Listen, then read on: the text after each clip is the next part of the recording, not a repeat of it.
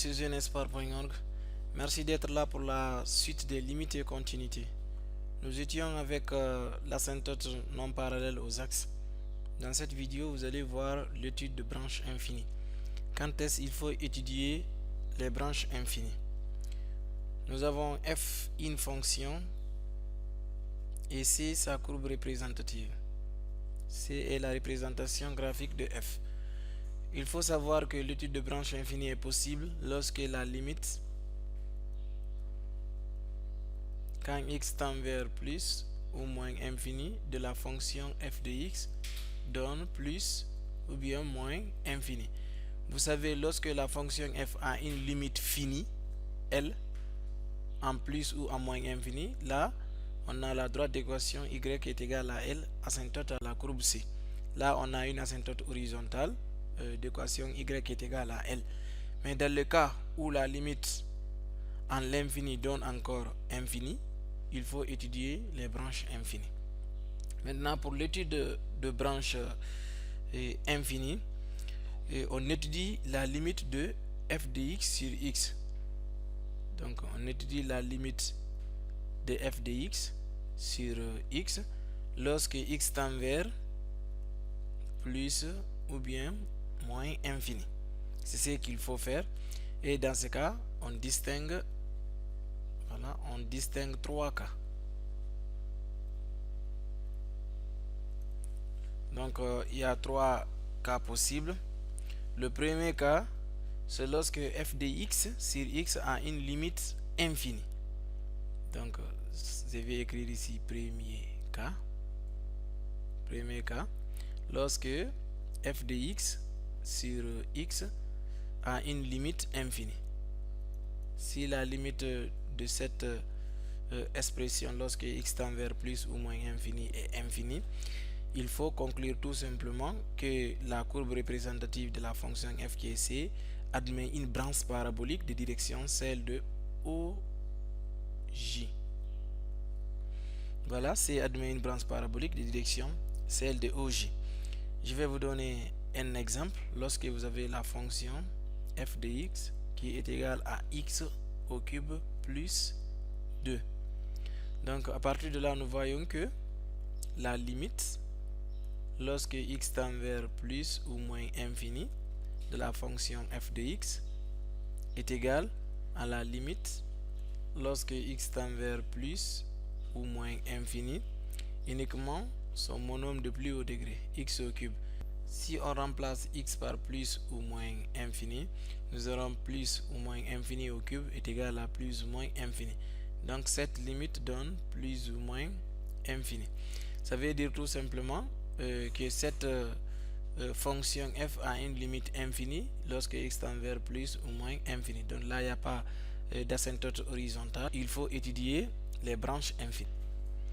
Voilà, comme vous savez, pour étudier les branches infinies, il faut étudier la limite.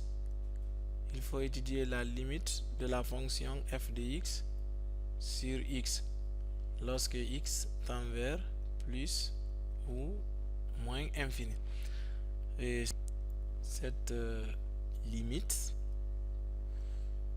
lorsque x tend vers plus ou moins infini, et de f de x sur x est égal, f de x est x au cube plus 2 de tout sur x. On prend les monômes de plus haut degré du numérateur et du dénominateur. Nous aurons donc la limite lorsque x tend vers plus ou bien moins infini de x au cube sur x. Il y a une possibilité de simplifier. On simplifie x et dans x au cube, on peut avoir x au carré multiplié par x. Donc il va rester x au carré. Nous avons la limite lorsque x tend vers plus ou bien moins infini de x au carré. Et si on remplace ça par plus ou bien moins infini, on a tout simplement plus infini. Vous voyez que f de x sur x a une limite infinie lorsque x tend vers plus ou bien moins infini. On dit que la courbe représentative de cette fonction admet une branche parabolique de direction celle de OJ. Et le deuxième cas maintenant, dans l'étude de la limite de f de x sur x lorsque x tend vers plus ou moins infini, c'est lorsque f de x sur x a une limite finie a. Lorsque f de x sur x a une limite qui est finie.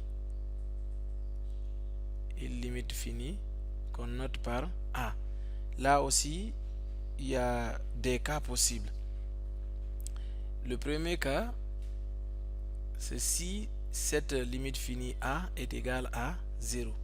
Si cette limite finie a est égale à 0, vous vous limitez là, vous conclusez que la courbe représentative de cette fonction f admet une branche parabolique de direction celle de OI. Cette fois-ci, c'est celle de OI.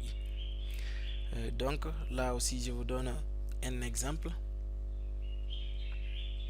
Vous avez la fonction f de x qui est égale à la racine carrée de x. Là, pour le domaine de définition, nous avons 2 de f, quel que soit x appartenant à R, tel que c'est une fonction irrationnelle, donc ce qui se trouve sous le radical doit être supérieur ou égal à 0. Ça veut dire que x appartient à l'intervalle de 0 à plus infini.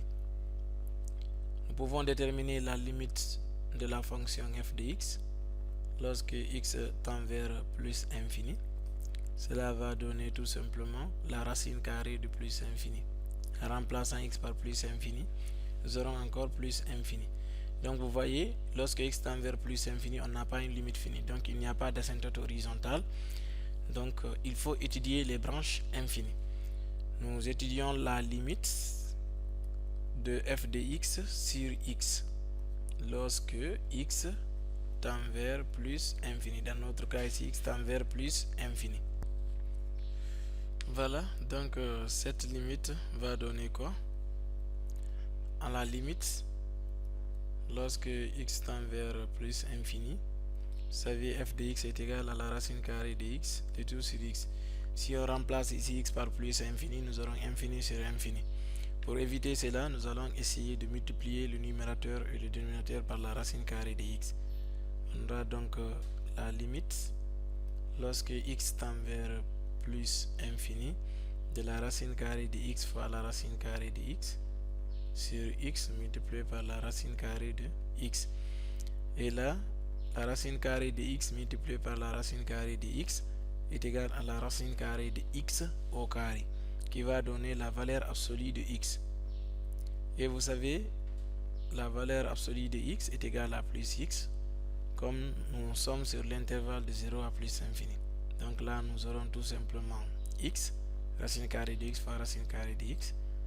Et là, nous aurons x racine carrée de x. Les deux là se simplifient. On aura la limite, lorsque x tend vers plus infini, de 1 sur la racine carrée de x. Si on remplace x par plus infini, on aura un réel sur infini, c'est 0.